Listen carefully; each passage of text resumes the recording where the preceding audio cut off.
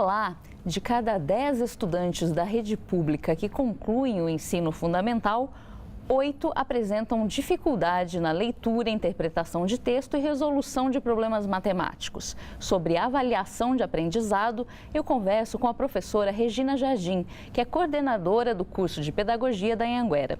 Obrigada pela presença no nosso estúdio, professora. Eu que agradeço essa oportunidade e coloco-me sempre à disposição de vocês.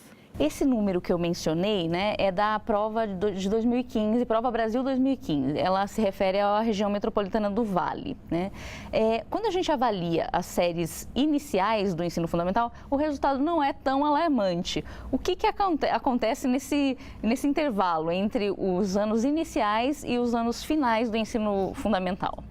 Então, acontecem alguns pequenos problemas. Um que a gente pode constatar é essa questão da diluição dos conhecimentos apresentados por um único professor que passam a ser apresentados por vários professores. E nessa segunda fase, nesse segundo ciclo do ensino fundamental, as disciplinas elas deveriam se casar, elas deveriam se conversar de modo que uma ajudasse, suprisse o letramento da outra. E, infelizmente, a gente não percebe que isso esteja acontecendo. Também a gente tem a questão do problema da própria formação desse professor. Então, se a gente compreende que a gente tem, a partir de 96, essa universalização da educação, nós temos uma quantidade grande demais de alunos que vêm para o fundamental, o ciclo completo, de primeiro até o 9º ano, e essa rede, todas as redes não estavam preparadas para isso. Então, nós tínhamos, antes de 96, aquela questão de que alguns alunos iam para a escola, outros não. Então, os alunos que iam para a escola, provavelmente, advinham de famílias que valorizavam essa questão da educação. Então, tudo ficava muito mais fácil. Hoje, não. Hoje, nós temos todas as crianças. Consequentemente a isso, nós temos uma situação de que os pais, as famílias, no geral, elas se preocupam muito mais com a tutela de seus filhos do que com o saber que essas crianças vão acumular e a transformação que esse saber pode trazer para as vidas delas. Então, o que a gente observa é que os pais, eles se preocupam muito mais com o fato de que as crianças estão num ambiente seguro. Então, aquilo que eles vão trazer de conhecimento, às vezes eles não têm tempo nem de fazer essa troca com os filhos. Esse número, de cada 10, 8 terem dificuldade, também demonstra que os alunos estão chegando com problemas, com deficiências ao ensino médio. Sim. É um ciclo, Então, os meus alunos que de repente vão bem até o 5º ano e se do 6º ao 9º eles encontram dificuldades para compreender o porquê de tudo aquilo, então, por exemplo, de repente uma reforma do currículo poderia auxiliar, talvez até sim, porque nós temos uma educação bastante conteudista, mas não uma educação de troca, não uma educação de absorção, não uma educação voltada para a formação do ser integral. Então, muitas vezes a gente tem muita informação e pouca formação. E o ensino médio é um momento muito drástico, porque a gente tem muita evasão. Porque muitos dos meninos e das meninas, eles não conseguem perceber o porquê de estarem estudando aquilo. Se não é para trabalhar, então é para quê? Vou dar um exemplo. O aluno, de repente, fala assim, mas por que é que eu preciso aprender oração subordinada, adverbial, causal, reduzida de gerúndio?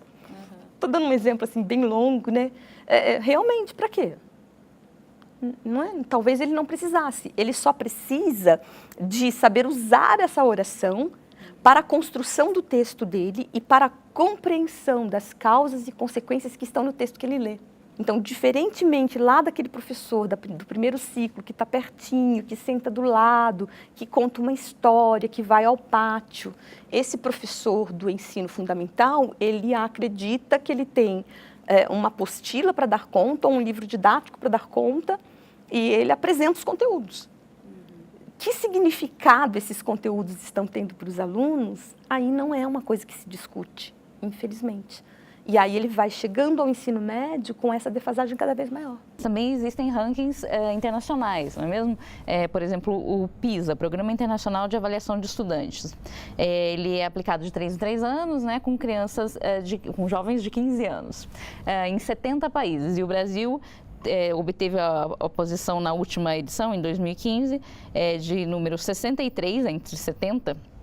Em ciências, 59 em literatura e 66 em matemática. E os países asiáticos dominam as primeiras colocações nesse tipo de ranking, né? O que eles fazem de diferente da gente, né? O que a gente poderia aprender com eles?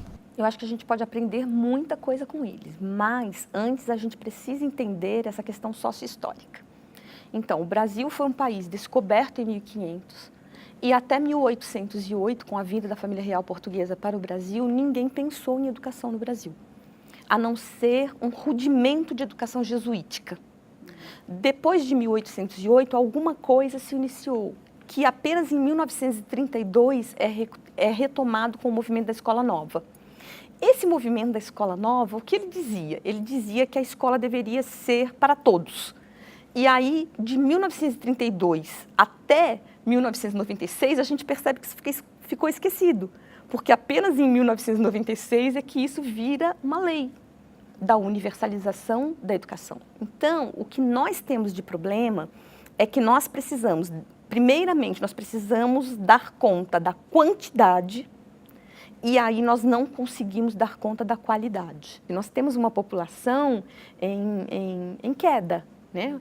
Nós não temos mais um número tão expressivo de nascimentos. Então, nós estamos começando a imaginar que vamos dar conta da qualidade. Esses resultados, eles podem trazer para a gente esses subsídios de reflexão. Mas a reflexão tem que ser da sociedade. Que ser humano, que brasileiro, que cidadão eu quero daqui a 9 anos? O que você quer do seu filho? Você quer apenas que, ao final de 9 anos, ele tenha um certificado de conclusão de ensino fundamental? Ou você quer que ele seja capaz de resolver um problema da vida dele? Um problema do dia a dia dele, do cotidiano? Ou você quer que ele seja capaz de abrir um texto dos diversos gêneros e ler e conseguir entender o que está sendo falado ali? Então, é isso. Novamente agradeço a sua presença no nosso estúdio, esse bate-papo. Nós vamos ficando por aqui. Até a próxima.